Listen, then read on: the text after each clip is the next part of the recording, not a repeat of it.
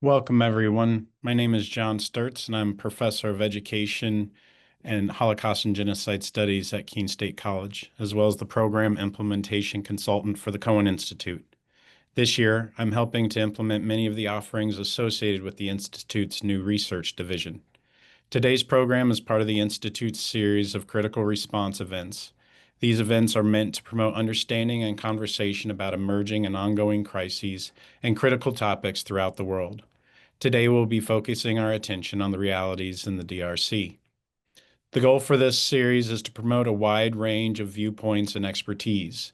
The views and opinions expressed by guest speakers are those of the individual and do not necessarily reflect or represent the views or positions of Keene State College, the Cohen Institute, facilitators, and/or other participants. Our format for today's lunchtime discussion will be as follows. We will have about 30 minutes of presentation and discussion by our guests, followed by 10 minutes available for questions before we wrap up. Audience members may submit questions to the moderator using the Q&A function in Zoom. We ask that individuals wishing to suggest questions please frame their inquiries in a respectful and open-minded manner. We welcome questions that highlight intellectual rigor, curiosity, and common courtesy. We may need to reword questions at times for clarity, and we may not be able to answer every question posed in the chat. I would also like to remind everyone that unauthorized video, audio, or other recordings of today's events are prohibited. The facilitator for today's event is Dr. Ashley Green, Associate Professor of Holocaust and Genocide Studies at Keene State College and the Cohen Institute Specialist for 2025-2026. I will now turn the floor over to Dr. Green, who will introduce today's presenter and facilitate the conversation. Thank you, John, and thank you to the whole Cohen team for making this possible today, and for all of our audience members for joining us on your lunch hour or wherever you might be around the world. So the DRC, I'll just quickly frame our event today before introducing our wonderful speaker. Since first experiencing the devastating spillover effect from the 1994 Rwandan genocide, the DRC itself has experienced genocide, civil conflict, illegal resource extraction, insecurity, and violations of human rights, especially in its eastern Kivu's region. And yet, despite the fact that in that amount of time, more than 6 million people in DRC have lost their lives to these conflicts. This is an issue, it's a case that is so underrepresented in the news and often falls under the radar of our attention compared to other conflicts around the world. So it's a particular honor today to be discussing this topic, and especially to have with us our guest speaker, Juillson Kavakerwa. Juillson is based in Kinshasa, DRC. He's the co-founder of the Program of Action for Sustainable Development, an organization aspiring to peaceful cohabitation and conflict transformation in the Great Lakes region in Africa. He's an independent consultant with Educators Institute for Human Rights to consolidate partnerships with Congolese educators, to create materials and deliver training on best practices in Holocaust and human rights. Juillson has over a decade of experience in humanitarian and development assistance. He is program specialist in the U.S. Department of State Bureau of International Narcotics and Law Enforcement at the U.S. Embassy in Kinshasa. He's taught history, geography, and civics in Cohen Institute, a secondary school located in North Kivu Province.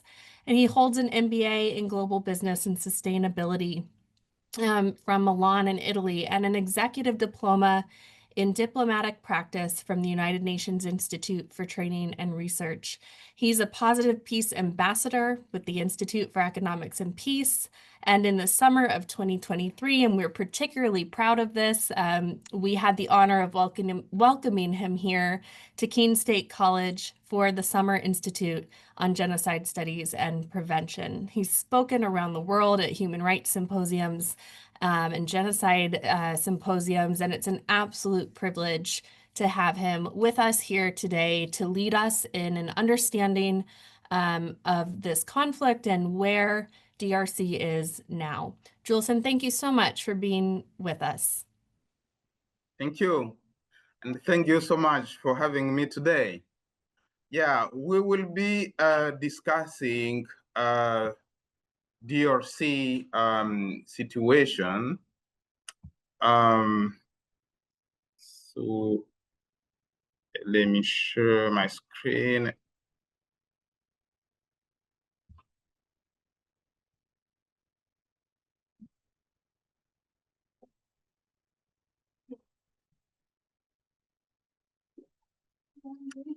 Yeah, so I hope everybody can see my screen.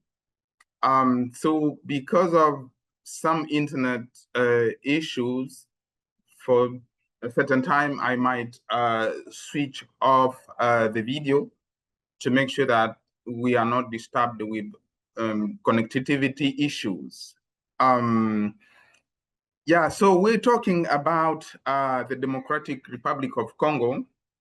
We know that the security in East DRC is a threat, but at the same time, it has some strategic partnership. According to the DDR, or the disarmament, the mobilization, the DRC has over 200 armed groups. They even reach 252 armed groups. Other sources will tell 120 or 150 who are really active along the years. But most of them, those who are dangerous, are those backed with neighboring countries. So you know that we have two major armed group which are reported to be backed by Rwanda. We have the M23. M23, it is the March 23 movement. We will talk about its history a bit later. We have also the Democratic Forces for Liberation of Rwanda, but also the Nyatura. So these three main groups are really dangerous, and they are tied to Rwanda. But you have also the Allied Democratic Forces, ADF, which is connected to Uganda. This particular armed group has been identified as a terrorist group by the Department of State. Besides that, you do have other armed groups such as Red Tabara, Popular Forces of Burundi, Forebu, the Gumino, the Turaneo. All those are tied to Burundi. On the other side, when you try to go to the northeast DRC, you'll find other local armed groups such as militia, Kadeko, Zaire, FRPI. The particular thing of all of these people, or all of these armed groups, whether they are local militia, named or known also as Mai, or these foreigner armed group, all those are always surrounding the mine sites. So you know, or maybe you haven't made those type of research yet. DRC is really rich in terms of minerals, particularly the three tin, or the tin, tantalum, and tungsten. Those type of minerals have been even classified as conflict minerals. But you'll have also other precious minerals such as gold, diamond, copper, zinc, and others. You have all these type of mineral which is categorized as energy or industrial minerals such as lithium, niobium, bauxite, manganese, and all. Beside all those, you have also kind of gemstones, tourmaline, and others. So these minerals is a great economic opportunity for the armed group. So you might ask yourself that what represent all the picture you can see from the first slide. Today, we're gonna particularly talk about one of the dangerous armed group, which is named M23, the movement of 23 March, which was established after the agreement between CNDP and the government of DRC.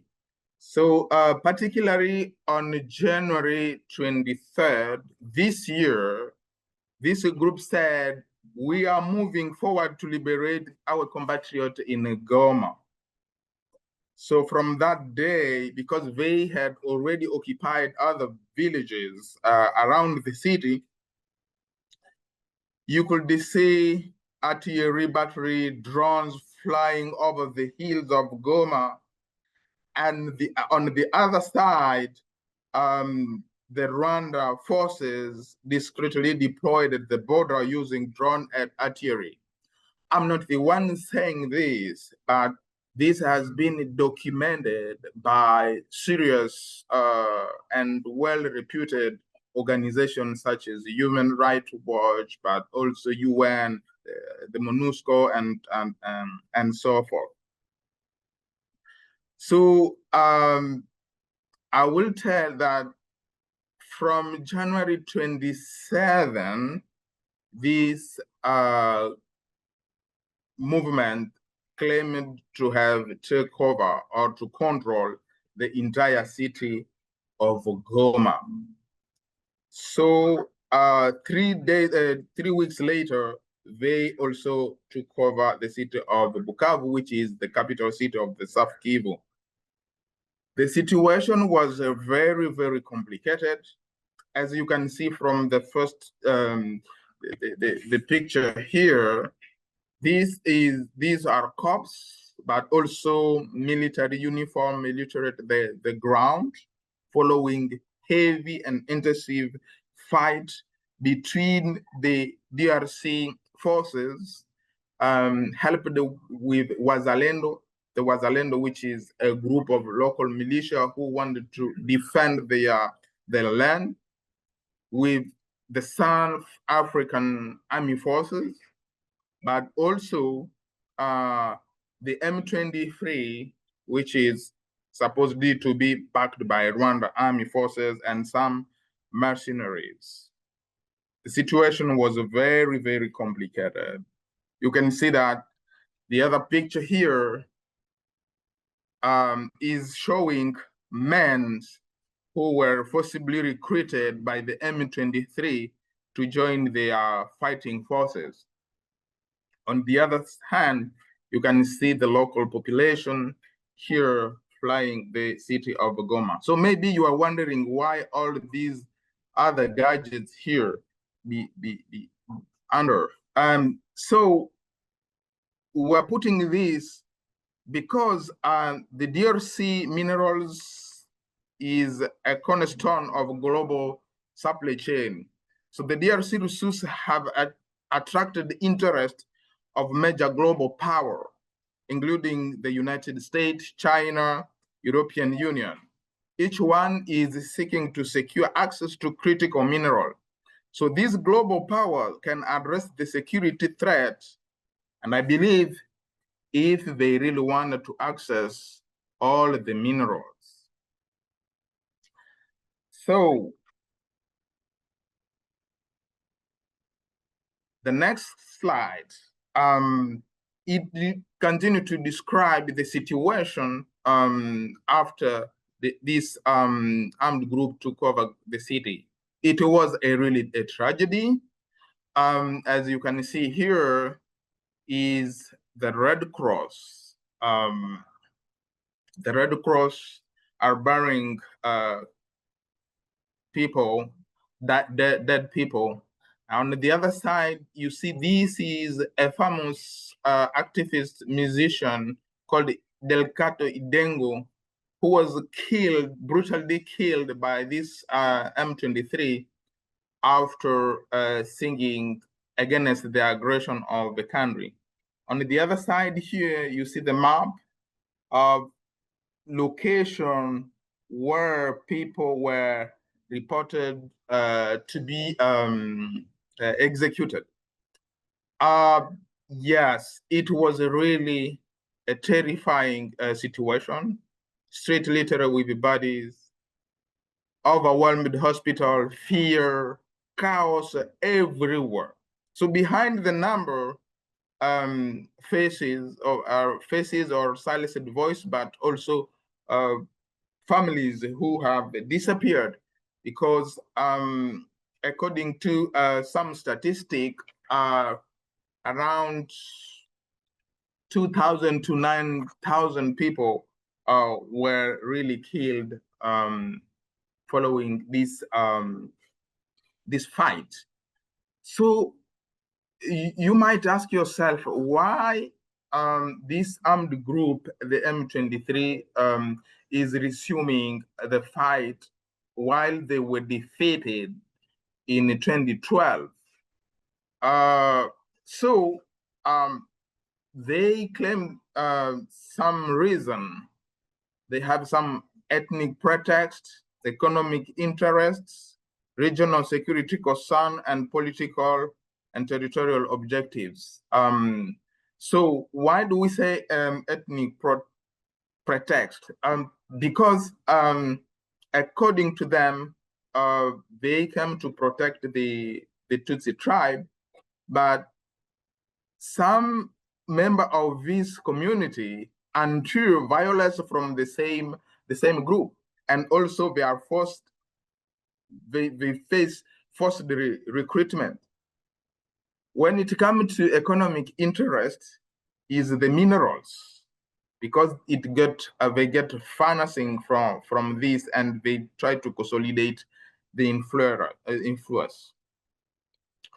Regional security concern. Why? So Uganda has deployed part of his military forces on the ground to conduct the infrastructure project, but also the Burundian. So the presence of this army is a threat, is perceived as a threat by Rwanda. So that's why they wanted to kind of put protective defensive measure to the DRC side. That's what they said. But also we think that there are kind of political and territorial objectives, because since then, this group has established parallel administration and also sustained the control over the two Kivus. They have a new magistrate, they have a new customary chief, and so forth. So as I had mentioned, the M23 is claiming that when they signed the agreement while they were CNDP, the integration or the fight into army was not complete. The amnesty was not effective, but also they want the refugee to return into the country. They believe that the agreement was not respected. That is why they needed to fight again. But several reports has mentioned that this group benefit from external support, particularly from Rwanda, because they exploit the regional rivalry, the control over natural resources, and they take also advantage of the weaknesses of the Congolese army. So we'll say why weaknesses? While the country has developed kind of organized 3 electoral cycles, it is because some reform, serious reform, was not implemented. So you might also ask why some Congolese have joined the M23. First is for individual, but also for regional reason. Some other people, they have kind of ethnic network with former rebellions, but also the poor governance and the lack of protection. Some reason like this, but also economic reason, try to put people join the rebellion.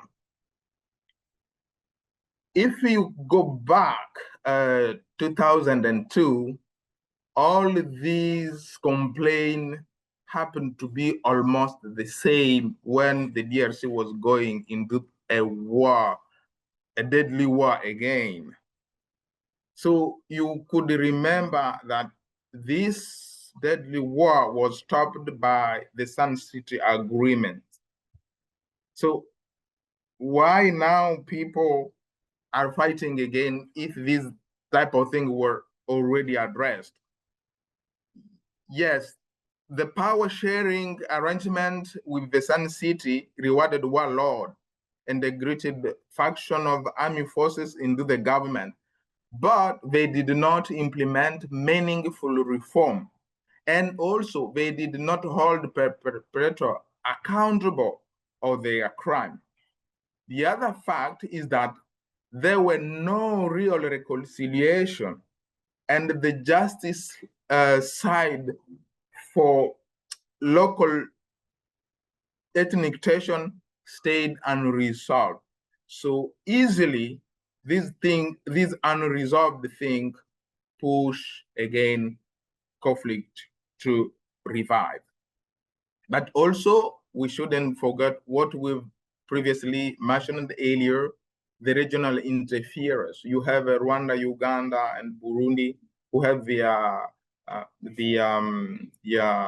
armed group here, or armed group originating from the country.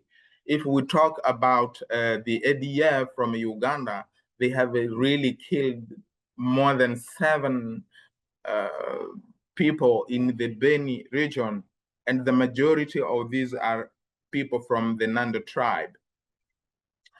So if you've gone through several reports have indicated that minerals are at the heart of the conflict. From this map, you can see the Swiss IFO, which documented production of coltan and tantalum from the Rwanda. The production declared is really low, but when you see the exportation, it is higher. So you ask, where is coming from the supplies? Of course, supplies come from somewhere, and many of reports have indicated that they are coming from DRC. On the other chart, you will see starting from 2022, when the DRC set up the DRC Gold Trading Society, the production started going higher. But this situation couldn't leave the people who were benefiting from this country, mineral from this country, to be on the safe side. Let's talk about the peace framework for DRC. You might have heard about the Washington Declaration of Principle and the Qatar mediation. So all these type of initiatives are trying to help the DRC to go into peace, or kind of stopping the war. But I will tell you that this type of initiative have been ineffective. Why do we say that? Some of the deadline have passed, such as this Washington Declaration of Principle. It was 120 days to be implemented. We have passed all those dates. The Qatar mediation, which is between the M23 and the DRC of Congo, is still under uncertainty.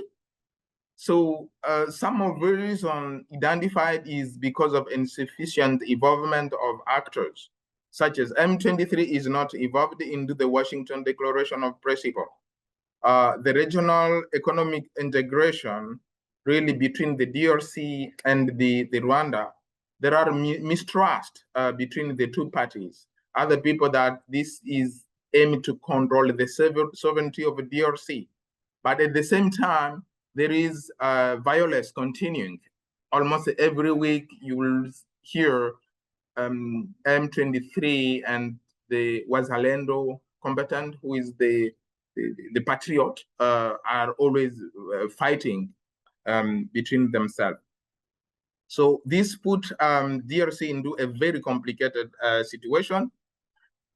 Beside the security situation, you have also health concern.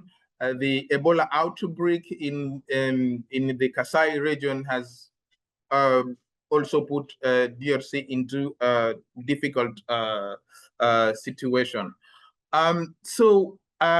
We might ask ourselves, what is the appropriate response for DRC then, given this complexity of the situation? First of all, we believe that they need to set up verifiable measure for the ceasefire. And also the DDRR program needed to be implemented effectively, and also the joint border control to see mineral smuggling need to be reinforced, but also kind of active involvement of local community into transformation program. Actually is such type of program that we are doing at Educators Institute for Human Rights, try to address the root causes, conflict, hate between tribes, try to kind of sensitize them on living together. Also, the transparent management of natural resource is a key. The DRC and the Rwanda or the region as a whole needed to think about that. So now, why is it important, or why does it? Why should the U.S. care about the DRC situation? From our first slide, you've seen DRC is very highly positioned, is competitive in terms of mineral global supply chain. So if the America want to access these strategic minerals, yes, I think US should care. But also the China has controlled almost the entirety of the mineral industry sector. So it is important that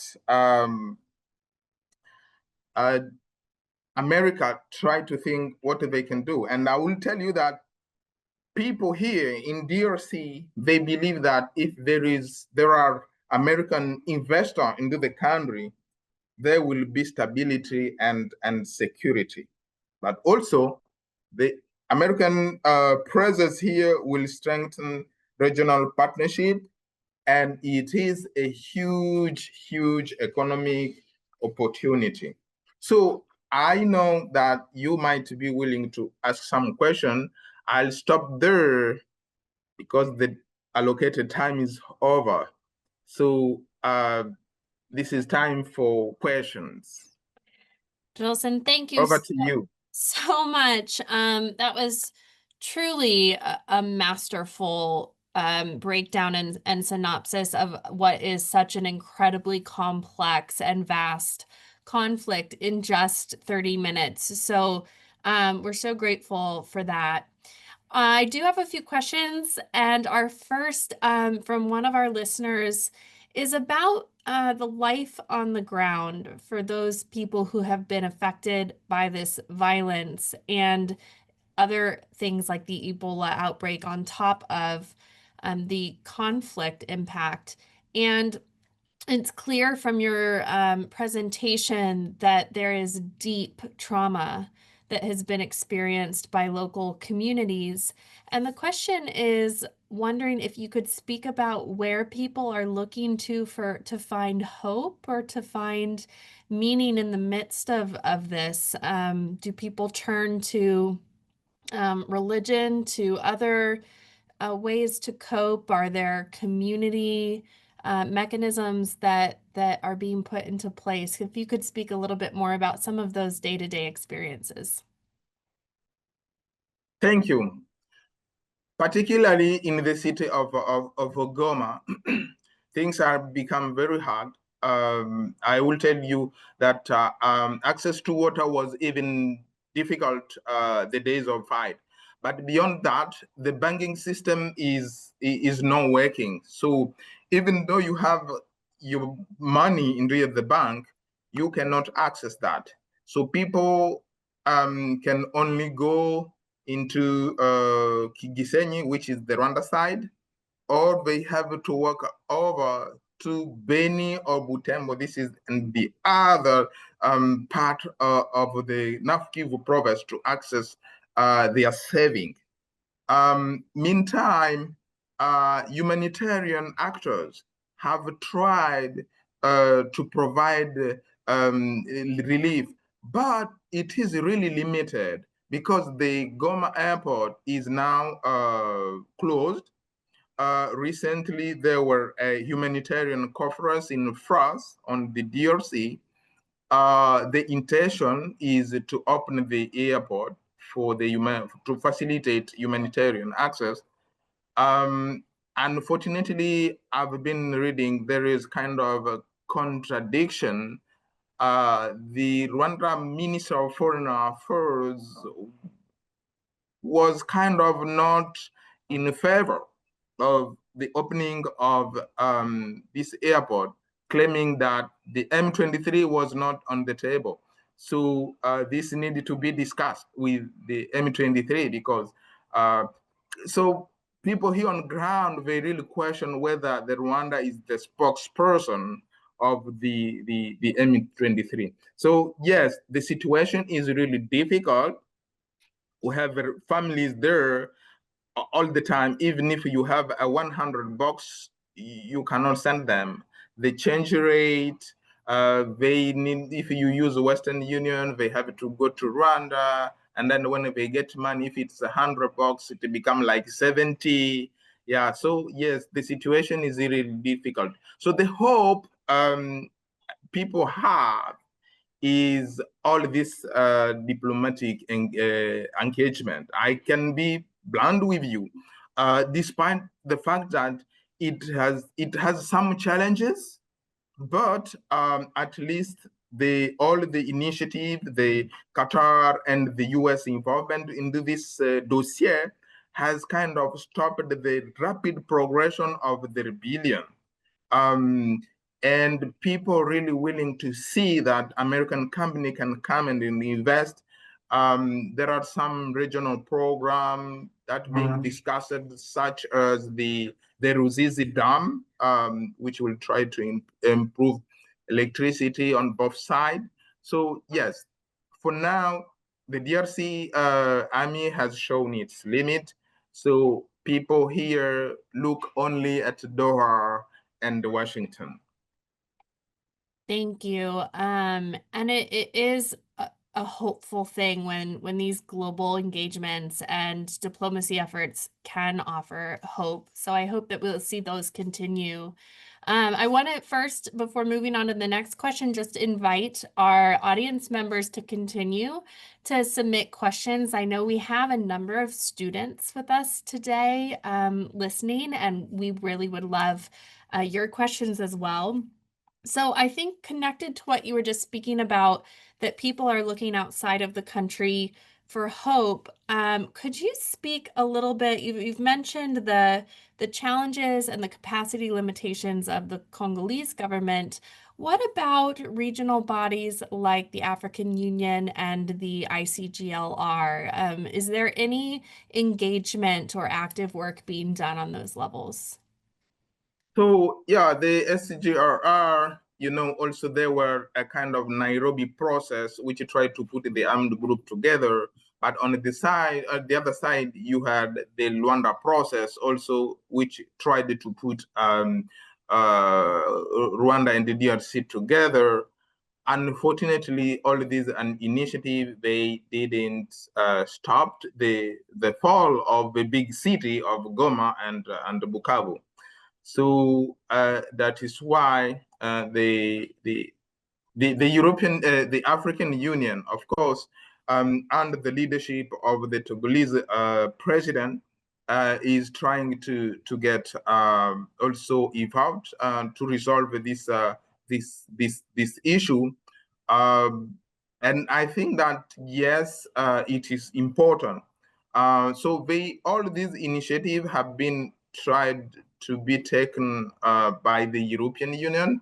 That's most of the time you will see the African Union. Sorry, the African Union is always represented in the joint mechanism of the region to oversight the regional economic integration. And if you see, you remember well, the Paris humanitarian conference was co-hosted by France, but also the African Union under the leadership of the Congolese government. So yes, there are good initiatives. The ICGR also is kind of putting oversight mechanism. The problem is that there are conflicts interest into this regional, continent-wide, but also beyond the continent, every country, these powers. So yeah, there are a lot of players into the situation, which make it very, very, very complex. Yes, thank you. These organizations at the end of the day are made up of all of the individual states, right?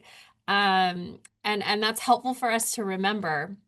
We have a question from one of our student audience members. What is M23's end goal, and why were they trying to overthrow the government in the first place? Yes. As I did mention, there is Nairobi process, the Luanda process. The M23 was conveyed to the Nairobi after it was, according to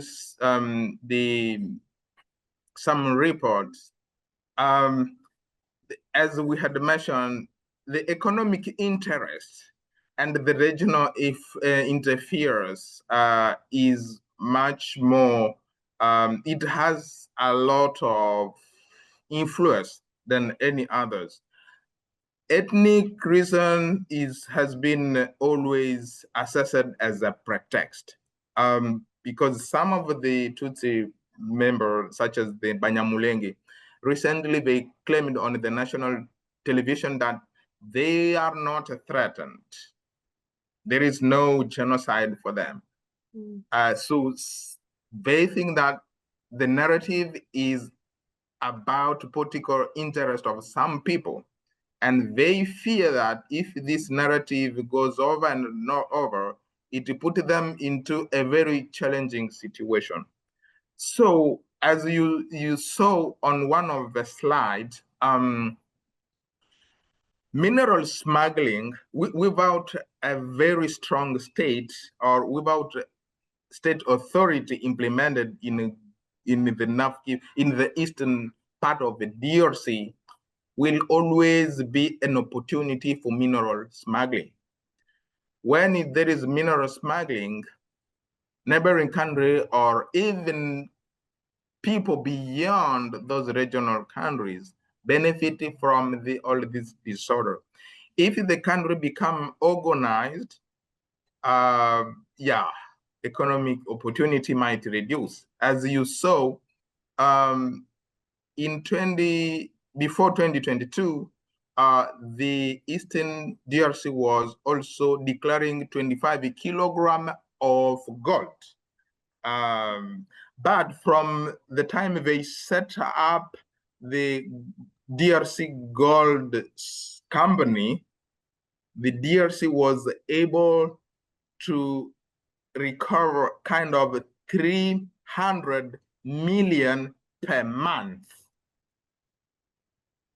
Meaning, if the DRC has the ability to efficiently manage the natural resource, then it can be part of the solution, which might not please other people, other players in the game. Thank you. I think we have time for just one more question and a quick answer before I'm going to turn things back over to Dr. Sturtz to close us out by 12:45. This is a question in part thinking back to the failures you mentioned about the Sun City Agreement and there being an absence of true reconciliation or effective reconciliation. If we then look forward to any solution that we might see ahead of us, what might effective reconciliation look like for the DRC? Effective reconciliation should take into account local communities. Every single local community, they have kind of revendication, what they really need. So if there is a kind of, for the national reconciliation, we need to really assess what is every ethnic group really wants from the authority or from the other ethnic. So the living together still a really challenging problem. Conflict transformation, because the higher position of people, the politicians and decision maker, they always exploit those failure, those local tension to get they exploit those as their opportunity for political positioning.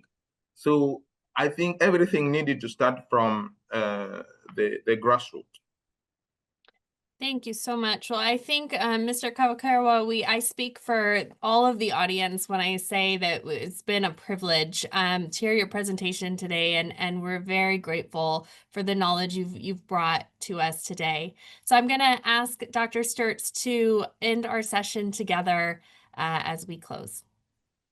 Thank you all for a very meaningful conversation today, and thank you to our guests for helping our audience think through some of these complex realities. As we wrap up, the Cohen Institute would like to welcome everyone to attend our other critical response events throughout the year. You can find more information about these events and other programs by visiting the Cohen Institute homepage. Thank you all and have a wonderful afternoon.